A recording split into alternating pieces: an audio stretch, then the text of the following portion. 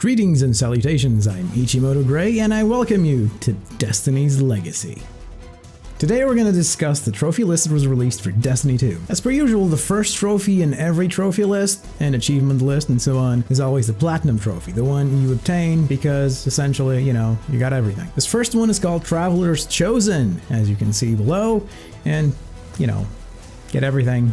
You have it. The second one is Long Winding Road, basically reach level 20, essentially indicating what we already speculated, that level 20 is going to be the cap for now. The third one is interesting and goes into spoiler territory, so skip ahead if you don't want to hear this one, because there's going to be a theory about it. Third one's Zavala's Lieutenant. Acquire each Titan subclass. So what does this mean? Subclass, it's like, we have two, right? I mean, we have the Sentinel, we have the Striker. Wait a minute. We already started those two. Is there a third?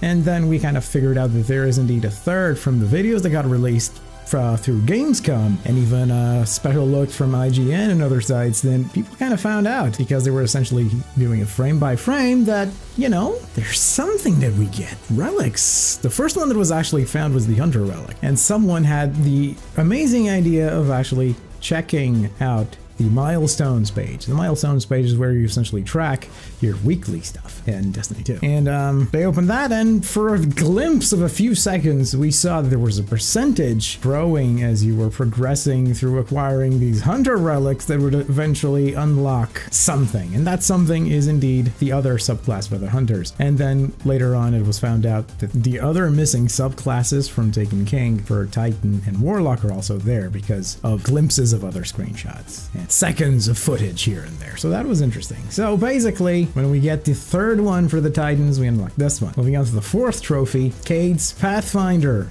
Again, this is related with the Hunter Relics that I mentioned before. To note that the Hunter Relic in specific is the icon of the bow of the Night Stalker. The next one is for our friend the Warlock. Ikora's Protege. Acquire all the subclasses for Warlock. Stormcallers, be happy. That's the third one. Moving on to the next one, Show Me What You Got, which says complete Shax's Call to Arms. Shax, our good friend from Destiny 1 that runs the Crucible. Next trophy is In a Flash, obtained from completing a flashpoint.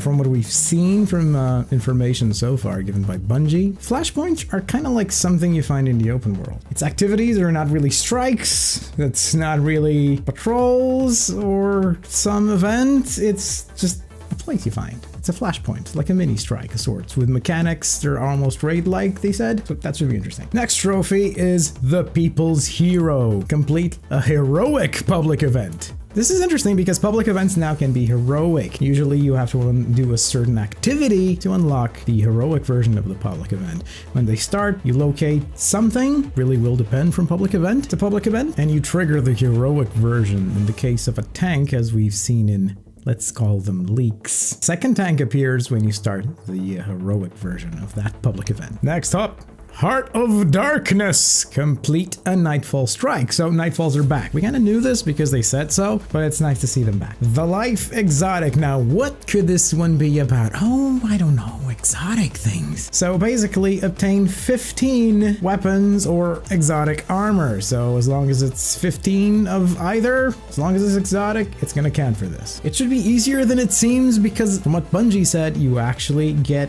exotics along the way through progression of the regular story. So depending on the amount you get, it might be easier than it seems. Afterwards, we get Challenge Accepted. Complete 30 challenges. This should be interesting. We don't really know what challenges are. I guess we'll find out.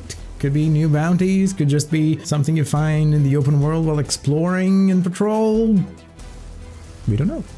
We'll find out soon enough. Now the next one is interesting. Belly of the Beast. And what is this Belly of the Beast? Complete the Leviathan raid. Leviathan raid. Well, now we know what the Leviathan is the name for the raid. Now what could Leviathan be? Let's see, what could it be? There's a picture actually, which is a banner in the Bungie.net website that you can put in your profile, which does have this massive flying fish-like thing with a city on its head about to swallow a planet that is breaking down. So people are thinking, could this be the Leviathan? Could it just be like some Cabal thing called Leviathan? Because there's this mention in Destiny 1 that basically what the Cabal do when they encounter something that is getting in their way, they destroy it. Could also be related with the Traveler, at least as per the Book of Sorrows from Destiny 1, we can see that there's Leviathan was something related with the Traveler. The next one is the Prestige. Complete a Nightfall or the Leviathan raid in a Prestige difficulty. It's not heroic. No, not heroic. That's too weak.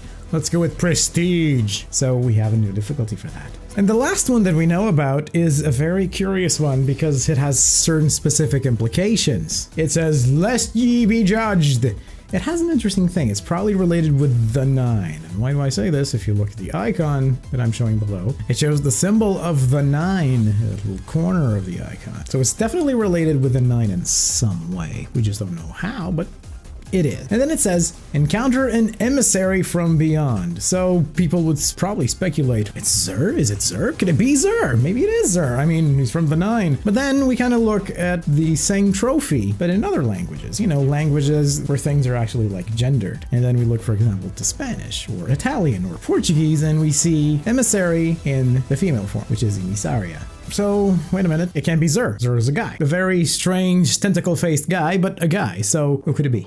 That's it for the trophies, which is interesting because there's no trophy actually mentioning story stuff, so we're gonna assume maybe they're hidden so they don't show up in the listings, but sometimes they do show up as hidden, so I don't know.